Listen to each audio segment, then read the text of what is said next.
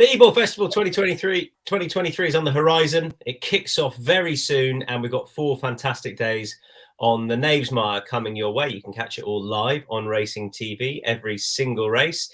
And here to preview it, I'm joined by an expert panel. They are Andy Stevens of Racing TV. Hello, Andy. Good morning, everyone. David Yates of the Daily Mirror. You're the chief racing correspondent, David. Indeed, I think I'm the only racing correspondent, but thank you, Tom. Good morning. And makes you the chief. Melissa Jones of the Daily Express racing correspondent. All well? Hello, yeah, good, thanks. Looking ahead to York. Looking forward to it. That is what we like to hear. We're going to get stuck straight into the previews. And because we're doing this on Monday, we now have declarations. We know what is going to be running in the Juddmonte International. So that is where we want to start. Andy, not the biggest field. Who's the horse to start with? Well, I guess we start with Paddington, don't we, Tom, who is just had an incredible time, hasn't he, the last couple of months, chasing a 5th successive Group 1. He seems to have been in the right place at the right time, doesn't he, for Ballydoyle this year? He seems to have got a huge following. I'm still not 100% convinced. I thought he won an average Irish 2,000 guineas. The St James's Palace form hasn't particularly worked out very well. Had 3 runners to beat in the Eclipse, and here we are watching the Sussex, where I think this was the slowest Sussex ever run. It was heavy ground. He was allowed to dictate steady fractions. But listen, you can't. It's churlish, isn't it, to knock any horse that's won 4 Group 1s in 2 months. He keeps getting the job done, and I think he's sort of 2s on, isn't he, for Wednesday's race? I love you're not 100% convinced about a horse that's unbeaten all bar his first ever start, which came at Royal Ascot as a juvenile. I love that you're not 100% convinced. Yes. Actually, it was after Royal Ascot, wasn't it, that day? Anyway, are you 100% convinced, Dave? No, not really. I think Andy's bordering on the churlish, if I may say that, because I think that, you know, as he said, we can't really knock this horse, but I do think that these comparisons with the great horses of our time and previous times are premature. You know, I completely agree with Andy that, and I'm putting words in your mouth, Andy, and I apologise for this, but I think that his nets have been cast in relatively easy waters by Group 1 standards. You know, even the Eclipse, where he had Emily Upjohn, who was a doughty rival that day, that was 10 furlongs. It was a trip short of her best. The Sussex Stakes was something of a non-event, really, in that ground, wasn't it? And then we're going back, as Andy says, to the St James's Palace Stakes, where, you know, Chaldean next time in France ran really badly. Everything is price related, and there have been enough shocks in the International, the Benson Hedges Gold Cup when it first started in 1972, and I think that, you know, Mostadaf is a very interesting horse here. I think it's easy to take 2 different views of this horse. He beat 3 Group 1 winners in the Prince of Wales Stakes at Royal Ascot, and he beat them by 4 lengths, and he sprinted clear of them. The only problem is that those 3 Group 1 winners were Adayar, Luxembourg, and Bay Bridge. And I don't think any of us wants to build our houses on those 3 as Group 1 performers. I think that day I tipped my Prospero, who I thought was a Group 1 winner in waiting, and now doesn't really look that way. However, I think that there are elements of Mostadaf's times that day that suggest he did put in a really sterling performance. I think that at the prices, I'd just throw in Mostadaf to topple Paddington and hope that he can deny him that 5th Group 1 win. He's clearly thriving. He's an amazing horse, but, you know, he keeps going to the well. Maybe one time it'll be too often. Would anybody like to add anything important about this race? Let's move on. Tactically, Tom, what's going to happen here? 4 runners. I mean, you've got Mostadaf held up. Nashwa, now that they're riding her to be held up these days. The Foxes held up, which means generally it looks as if Paddington will get a fairly uncontested lead, but will Ryan Moore want to make all the running or have a big cross on his back, a big target for the others to aim at? I think tactically it's a really interesting race. I think Nashwa is absolutely huge at 14, 16 to 1. She's a filly with lots of speed, a real good turn of foot. if she breaks right, she's getting a little bit strange at the gates at times. She missed the kick in the Nassau last time, and that put on the back foot from the start. I think if she settles okay, she's got a really potent turn of foot. I was surprised that she's 14-1, and what could turn into a bit of a 3 furlong dash there up the straight of York. Alrighty, there we go. We're moving on to the Acomb Stakes. This is the 225, the Tattersalls Acomb Stakes. Dave, I'm going to start with you because near the top of the betting is Ballymount Boy. Are you pretty positive about this horse's chances? Yeah, I do. I mean, I think that obviously he's had the form franked, hasn't he, by Van Dijk. They were separated by a length in the Richmond Stakes at Glorious Goodwood. That was on the back of a victory at Hamilton, not always the birthplace of champions. I know Vatnan Racing, the Emir of Qatar, has come in and purchased Ballymount Boy on the strength of that. And I think, I think he'll give a really good account of himself here. I think that there's going to be more to come from this horse. I think going up to 7 furlongs will help too, and obviously he comes down in grade as well. So yeah, I think that he's very much the clubhouse leader here, and I think Ballymount Boy is probably the bet of the opening day. Melissa Jones, where are you looking and why? Well, it's interesting, isn't it, that Aidan O'Brien relies on Edwardian, having had about 5 entries early on for this race. It's a race he hasn't won since 2000, so of course we do have to respect that horse. He won going away at Naas in impressive style. The thing to note about a couple of these is, understandably, they're short on experience, aren't they? And a fair few of them are really quite green still. So it does depend really on who sort of relishes this test on the day. I'd expect Hot Fuss maybe to try and lead like he did last time when he dictated at Salisbury in decent style. Whether he's got the class to quite hold off some of these is open to debate. For me, I quite like the look of William Haggis's Loose Cannon, who is a course and distance winner, and I think that's very important here. Obviously, York is a test of a juvenile, very fast, and if you are on the green side, you've got to overcome that, haven't you? And he was a little bit reluctant to load on his debut. Obviously, overcame that greenness to win by a narrow margin. Was very well backed that day. And I thought it was an eye-catching performance. The 3rd and 4th have come out since and boosted the form. They fought out the finish of a Thirsk novice event. So that's a little boost to his chances. And I think he's open to bundles of improvement here. But like I say, it just depends really on who's sharpest enough on the day to win this. But the course and distance form for me stands him in really good stead. Of course, respecting Edwardian from Aidan O'Brien's. And if Hot Fuss does lead, then he's going to be there to be shot at, isn't he? But to be respected on this quick track. Andy, of the 6, who floats your boat? I like Hot Fuzz too, Tom. When I see his name, it reminds me of that wonderful Simon Pegg film. But of course, that's Hot Fuzz, and Hot Fuzz is the actual debut album of the Killers, which features a song called "Andy, You're a Star" on it. On that, which I love the sentiment. It's actually a very dreary song, though, so I wouldn't recommend you go and find it. But Hot Fuzz, no, Tom Dascombe. Be lovely if he's got a good horse in his hands. I think he probably has here with this colt. Raw on its debut at Newbury, Shape of Promise, turned out in the Chesham fairly soon after that. A couple of weeks later, ran very, very well to be beaten just over a length. And then, as Melissa said, they let it stride on at Salisbury last time, and it was very, very strong through that final furlong. That was over 7 furlongs. It's going to want a mile, probably maybe further next year. I do like horses that run on the pace at York, especially when the ground is on the quick side. If he gets in a nice rhythm out front, I think he might upstage the favourite. I've got full respect for Dave's Ballymount Boy. Obviously, he was the clear favourite, the horse that obviously that beat him last time, went on and won the pre-morning on Sunday. So he's the obvious form pick. I'm just hoping that Hot Fuzz might be able to outstay him and improve past him. Okay. Anyone watching, please do let us know any other classic song horse crossovers, or if any of the panel can think of any, then by all means let us know. Dave normally has a few sort of Phil Collins horses. Yeah. Big fan. Yeah. And to the Voltigeur. It is not required at York, even these days, I think. What's that? I said a jacket normally is required in the county stand at York these days, in case you were thinking of going. Quite right. Great album, that. Great album.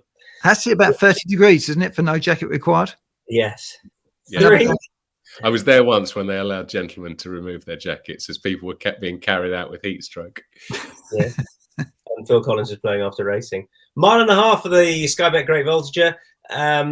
This has another Wathdown racing horse bang at the top of it. Melissa, I'll come to you first of all. Gregory, yes or no? Well, he's tempting, isn't he? Of course, his profile stands out. But for me, I'm going to give him the swerve, actually. To me, the eye's drawn to Continuous, trained by Aidan O'Brien, who he finished second at Royal Ascot to King of Steel. That was an excellent run, I thought. There was no disgrace in finishing second to King of Steel. Of course, subsequently, he didn't really, advertise the form and go on in the King George as a lot of his supporters thought. But I thought it was a good race. It sets a good standard in this race. And I do think he has the ability to certainly rattle Gregory under Iron Moore. He's, of course, Aidan O'Brien does have a couple of St. Ledger credentials, but compared to some years, a bit more thin on the ground. So I'm sure he'd really like to see this horse flourish at the mile and a half. It's another chance for him at this distance. He's closely related to 1 mile 4 winner National Ballet. And he's unexposed at the distance, isn't he? So he could take a really good step forward here. And as I said, there was lots to like in his finishing effort at Royal Ascot. So he ticks a lot of boxes for me, and he's a better price than Gregory. So I'm really quite keen on his chances, and I hope he'll give him a real race on the Naves Mile. Yeah, he's second in the current betting that I have in front of me from Gregory. Andy Stevens. I've tried to get Gregory beaten, Tom. I'm not sure. I did quite like him. He's 3 out of 3, isn't he? He's got the £3 penalty. Excuse my dog barking in the background. This is a tried and tested route for the Goslings, isn't it? Lucano done the Voltigeur St. Ledger double. So did Logician in 2019. So it's a proven path for them. It's got the £3 penalty, but I think Pole Driver overcome that a couple of years ago. I like the fact, again, he made all in the Queen's Vase, and that form has worked out really well, hasn't it? The second and the third have both run well in the Bahrain Trophy, and the Gordon Stakes went close, and I thought it was very strong at the finish there. Dropping back to 1.5 miles at York, slight issue, I guess. I don't think this horse looks a cup horse for next year for me, and the St. Ledger looks absolutely made for him. But I think if Frank is allowed to dictate and just wind it up, he'll be hard to peg back. Your dog's not called Gregory, is he, Andy? No, you can call him what you like, Tom, because he never comes back. So he's actually called Bertie. He goes through most of the times. In other words, beginning with B. Yes, of which, again, suggestions are welcome. Castle Way, Dave, is progressing nicely and has come through the sort of the classic Bahrain Trophy onto the Voltigeur. That tends to be a route pretty well trodden. Does he float your boat or not really?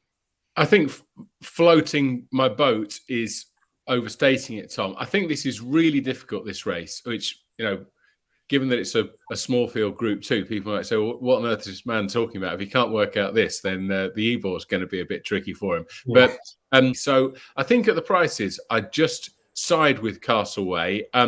Continuous, I respect, but he was put pretty firmly in his place by King of Steel, who, he's probably a Group 1 winner in waiting and ran well in the King George subsequently. But I'll go with Castle Way.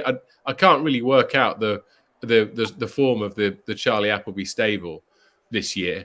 They seem to have sort of like London buses where loads of them come along, winners come along at once, and then they hardly had a runner at Glorious Goodwood. But here you see Castle Way, probably headed by Saint Georges there, but finds a determined effort under pressure. I don't think he's a superstar, but I certainly think he's got more to offer. And yeah, just at the prices here, I'd probably side with Castle Way, but it's not a race that I'd be looking to have my mortgage on, certainly. Just the name of the horse required for your best bets on the Wednesday, please, panel. Andy Stevens, your Wednesday best bet? Aztec Empire in the Stairs Handicap. Ooh, Aztec Empire Stairs Handicap. Bit of a curveball, not a race we've looked at already. David Yates, your best bet for Wednesday, please. I will go with Ballymount Boy, Tom, in the Acomb at 225. Ballymount Boy, Acomb 225, which is already touched on. Melissa Jones, your best bet for Wednesday at York. As just previously mentioned, mine's continuous in that race against Gregory. I think he hopefully will uphold his strong Royal Ascot form line for Aidan O'Brien and Ryan Moore. Continuous in the 3 o'clock, the Sky Bet Great Voltigeur. Okay, that's Wednesday done. Now, we obviously don't have decks for the remainder of the week. We're going to be focusing on the feature races. So feature race at York on Thursday is the Yorkshire Oaks. Andy, I'll kick off with you, please. Strong opinion here or no? I like one at a price here, Tom. Novakai, Carl Burke at 16 to 1. She was one of the leading staying 2-year-old fillies last year, second in the Fillies Mile to Commissioning, who's been a big loss to us this year. We've not seen her, of course.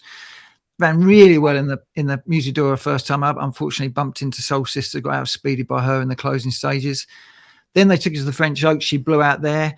Apparently, she's a little bit quirky, and I think Carl Burke has hinted that she probably wasn't in love with the travel into France. If you look back through the dam side of her pedigree, she's related to Palisator, who of course we had some great fun with over the years. Well, we did watching. I'm not sure handling him was great fun, but she's just all about stamina. This filly, I think the dam was a 14 furlong winner. She's out of her. The dam was out of was by Nathaniel as well. So it's stamina all the way.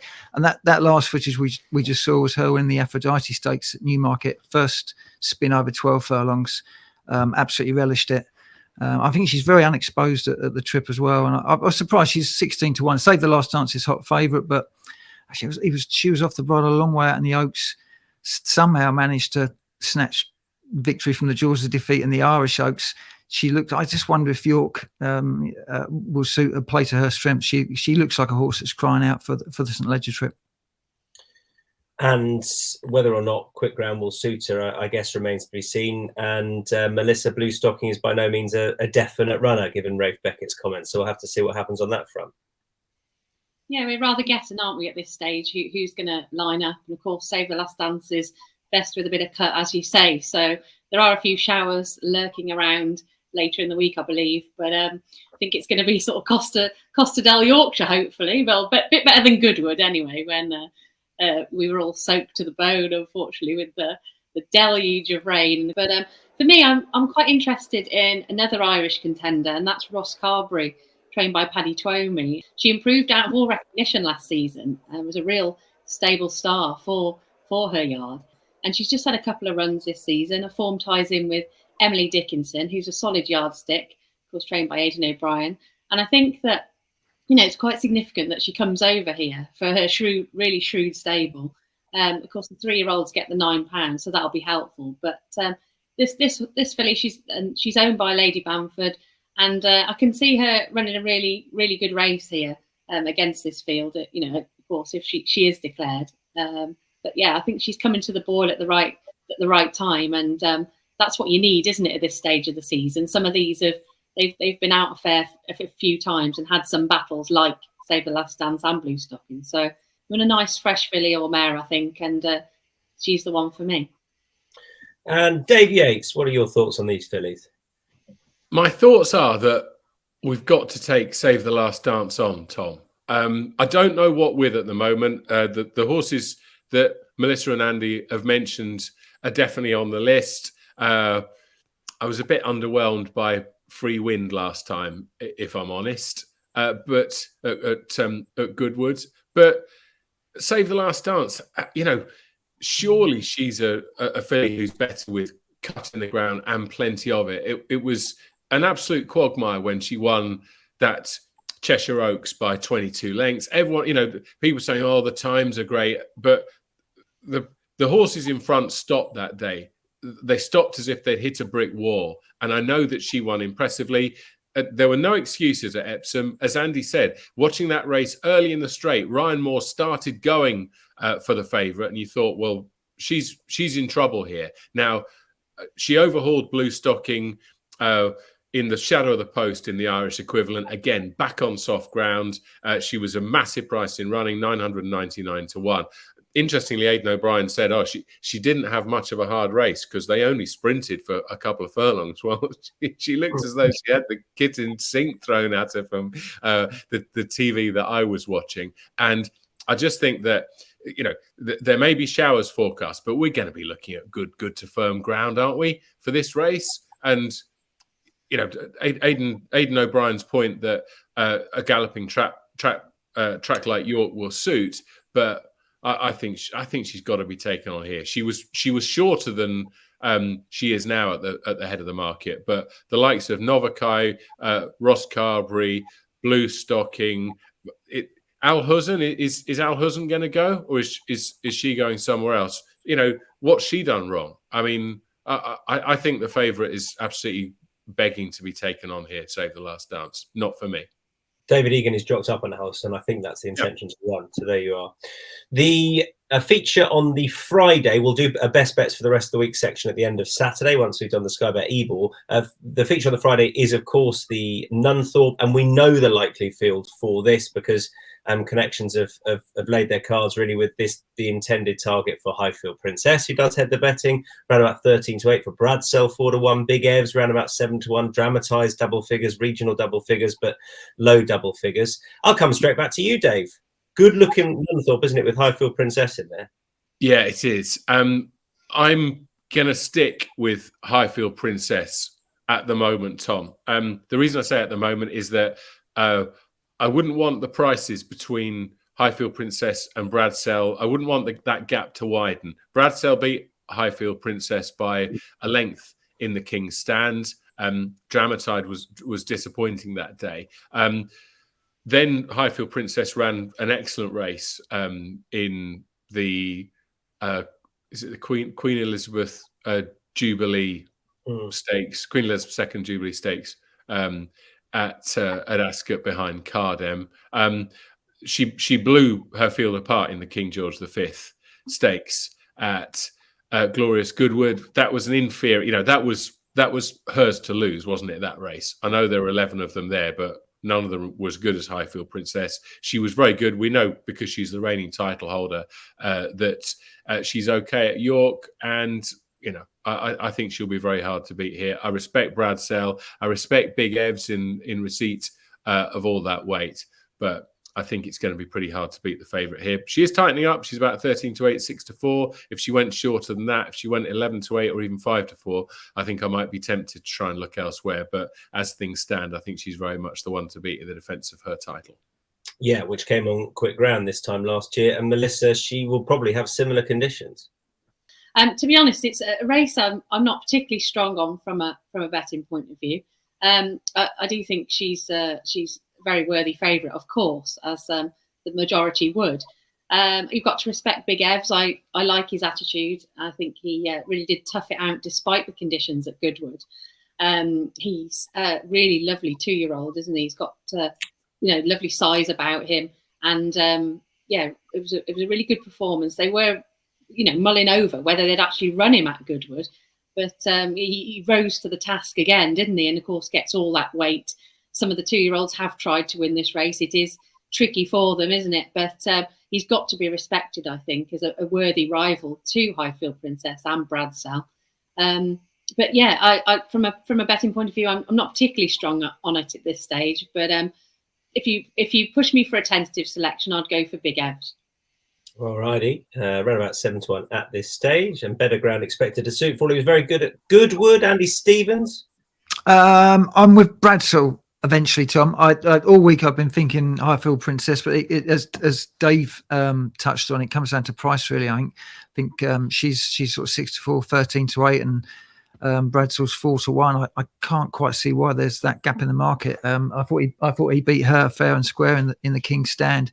He's a rapid horse, and the thing that I thought, well, Highfield Princess might turn it around at York, and I'd forgotten that it was at York where Bradsell won by 9 lengths on debut. He was absolutely brilliant that day. I think the track is probably made for him. This horse, if he had 4 furlong races, he'd be very hard to beat. And really, York is about the quickest 5 furlongs you can get when the ground's quick. If the rain gets in the way, then that would probably swing it more to the filly. But No, I think it should be a terrific race between the two of them. I mean, it's always a fun watch, the Nunthorpe, isn't it? And the start can be as important as the finish, really. So let's hope they all get away on terms, and we see a good race between the two of them. Yeah, and Big Ev's just touching on Melissa's point. There's been 12 2-year-olds, I think, since Kingsgate Native was the last juvenile to win it. But I just looked at that footage. I'm not seeing him in the flesh, but he does look quite a chunky unit. And I remember Kingsgate Native was quite a big boy as well as a 2-year-old, albeit that Lyric Fantasy, the last 2-year-old before that, she was a tiny little thing. So it's hard to say, isn't it, with these things? But yeah, it should be a terrific race. All right, we move on to the Sky Bet Ebor then, the richest staying handicap going, and it's open as you like at this stage, as you would expect. A field of 22 will run, and Dave, I'll kick off with you again if I can. Anyone that sort of piqued your interest for this race so far? Not that we know our final fielders yet. No, I think this is. I'm going to, if you don't mind, cop out with a short list here, Tom. Yeah, obviously. You know, Sweet William, we know, is the favourite and is upwardly mobile. Philippa Cooper wasn't an Ebor girl, but I think she is now, after the horse won at Glorious Goodwood. Clearly, he's a horse who's got loads more to offer. He doesn't seem like he's fussy as regards his playing surface either. And, you know, he must surely give a good account of himself here, granted a decent draw. Rab Havlin will ride for the owner, and you know it's hard to be negative about Sweet William, except for his price at the head of the market. I thought up against the favourite, Live Your Dream was definitely of interest. A horse who I suspect that 1 3/4 miles might be this one's preferred trip, was back to winning form at Newmarket last time from a progressive horse in Kihava. Chillingham was disappointing at Royal Ascot when he chased home Vauban. That was in the Copper Horse handicap, but he was back to form at Ripon last time and returns to 1 6 miles here. He's on the short list, and also Scampy, who was successful at the Shergar Cup. Was that the weekend before last now, isn't it? God, time flies. So those would be my 4. Sweet William obviously speaks for himself, but he's short enough.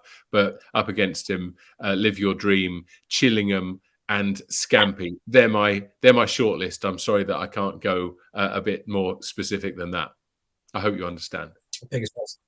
Biggest price of the lot, 16-1 Scampy. Andy Stevens. Well, we should mention as well, as we speak, Sweet William does need a few more to come out to actually sneak into the race, and he's £4 well in under his penalty. I think if he does get in, he'll be very popular, won't he? Come the day. I'll throw 2 in at a price. Calling the Wind. I think chalked up about 33-1, and also HMS President, who's 20-1. Calling the Wind is just a standing dish in these big staying handicaps. Usually runs sort of 2 miles and a bit further, but he's no sluggard, this horse. He's got a lovely blend of speed and stamina. Blew out of Goodwood last time on the soft ground, but absolutely tanked through it, and just did too much too soon. That was in the 2 mile 5 furlong race. Won the Northumberland Plate before that. In really tidy style. It's only £4 higher than Newcastle. I think he's only 33-1 because of that Goodwood run. But if you stop the race 2 out, you know he looks the winner. But as I say, it's just a combination of doing too much on the bad ground that caught him out that day. So I'd excuse him that.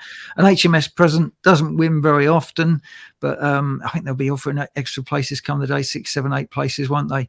And he's only joined Alan King for this season. And he's sort of just gone to the next level again. He won at the Craven meeting, beat a big field that day, then just got touched off at Royal Ascot last time. I think if he was a younger horse and maybe a bit sexier, he'd be a lot shorter. But I think he'll be there or thereabouts. 2 for the Ebor for Andy. Melissa Jones. To me, the eye is drawn to one of Willie Mullins's horses, even, and it's not absurd. It's Jack Finbar, who has reappeared after a mammoth absence this season. He shaped really well in eye-catching fashion on debut after his long break. That was on home turf. Ran a really nice race that day, and then went on to run at Galway, where the draw was against him, and he did still manage to finish a good place behind Brazil in a decent race that day. That is a good solid form there. He's a Group 3 winner as a 3-year-old. He's rated 103 now, so we know he's guaranteed a run. And I just think that this race might have been the aim, because he's had the same prep as Willie Mullins' 2009 winner, Sesenta, running at Galway. And of course, this horse, as Mullins has gone on record to say, has had soundness issues. So perhaps now they are getting a clear run with him. This is his 3rd run after that long absence. So but plenty of untapped potential there in handicaps, being that Group 3 winner. And as we say, looking at the anti-post book, a couple of these that they're not certain to run, and that list includes Golden Rules, who was possibly unfortunate not to pick up the Northumberland plate for his small stable. Deborah Faulkner's down in Wales, and a couple of the others as well in the top 10 in the market. They're uncertain runners at this stage, but Jack Finbar, as long as he's sound, hopefully he will be going for this. And he's around the 10-1 mark at this stage, and I think he makes a lot of appeal for obviously his excellent stable. Let's go around the panel then for our best bets for the remainder of the week. If it's a horse we haven't heard about already, feel free to give me one line only, please. Andy? Races we haven't touched on. Let's say Giavoletto in the Lonsdale Cup on Friday, Tom. Why? Very quick. Price again, 8-1. They're all a bit of a muchness, the stars this year, but he did win the Yorkshire Cup there earlier in the year, and I do think he's unexposed at 2 miles still. Okay, do you have a lotto in the Lonsdale?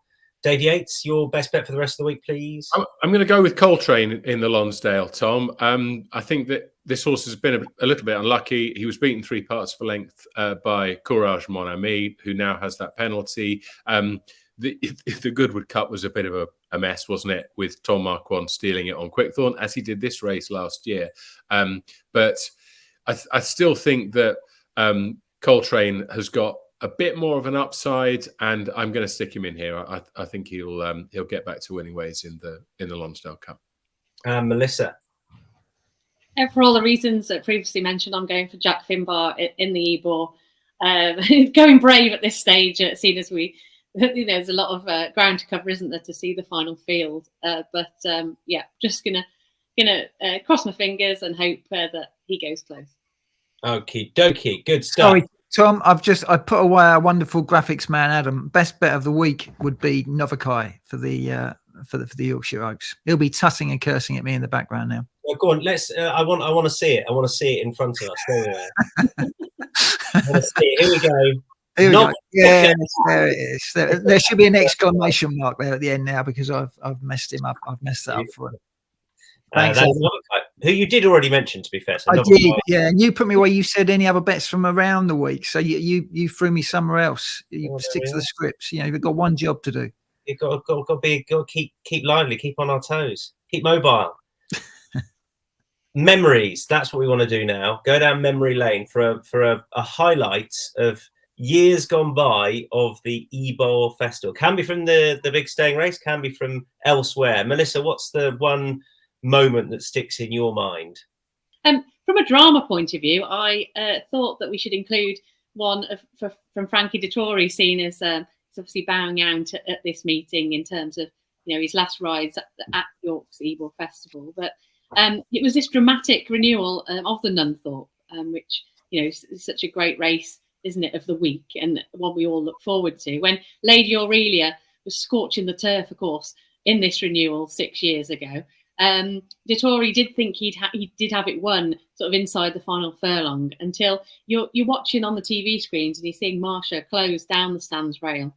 He thought he had it won at the line as well, didn't he? Because he does this little gesture. He did, yes, and it all added to the drama, didn't it, of this race?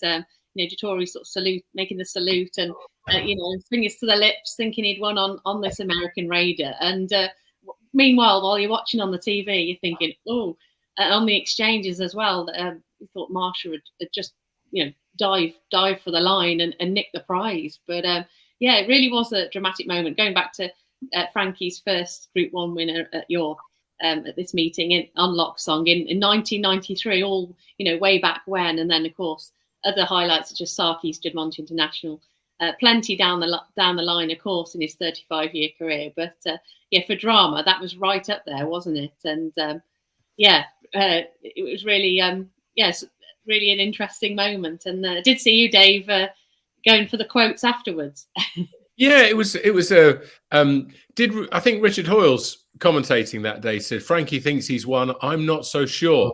And he was proved right. Interestingly, we get letters, don't we, from readers, most of them abusive. Why can't you tip a few winners? But I got one letter from a guy who's in prison, who's a member of the Elite Racing Club, and it was a constructive criticism of the racing coverage. And I wrote back and said, I hope things turn around for you, and hope that Marsha will do you proud in the Nunthorpe. And although I didn't tip her that day, I'm pretty sure I was on Lady Aurelia. That was a race I remember really fondly. Poor Wesley Ward, he was an absolute broken man, wasn't he, at the end of that? So one race he's desperate to win the Nunthorpe, and Frankie's a man of many words, and he just had one for Wesley when he come back, and he just said sorry, and that was it. My best memory is also from the Nunthorpe, and this is just because I love the horse, Soul Power, winning the race as a 3-year-old. He, of course, won it twice. He did subsequently come back and win the race, but he won it at triple figure odds on this day. I wasn't there watching it. I was in a house with a friend of mine, and we were watching it, and couldn't have given this horse. It wasn't a betting story. Couldn't have backed him, but he just went on to be such a grand horse, such a fabulous horse, and rocking up to win at this price. It was. I can only imagine that the atmosphere there was pretty quiet. I don't know who was there. Dave, you were there, were you? What was it like when he crossed the line? Yeah, it was like he'd galloped down the aisle at York Minster. There was so little noise. You could hear was the noise of the horse's hooves, and people then just checking their race cards. Who's this? Soul Power, 100 to 1 shot. Yeah, and that was just the press room. What's your memory, Dave? It's 1990, and it's the Nunthorpe, and it's I think the best sprinter that I've ever seen, and that was Voltigeur. He was an absolute powerhouse over 5 furlongs. This horse, he wins. This is probably his finest hour, I think. Voltigeur.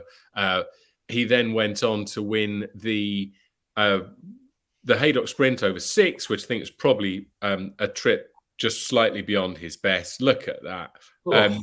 Then he wins the Abbey, and then, of course, that horrible moment at Belmont Park when he jumps the shadow and gives the victory to Safely Kept. Willie Carson, by that point, was in the autumn of his career, and he's looking across to his fellow jockeys and saying, "My goodness, what did we just witness there?" And I think we witnessed an absolutely amazing sprinter, Voltigeur. I think that was 1990. So I was between university and joining Timeform, I think. So it all went downhill from there. And we couldn't leave the memories section without talking about the mighty Frankel, Andy Stevens. I'm glad you went for this. Well, one of us would have done if you hadn't. But talk us through it, because this was the can he do it over 10? St Nicholas Abbey in the field. Well, he could.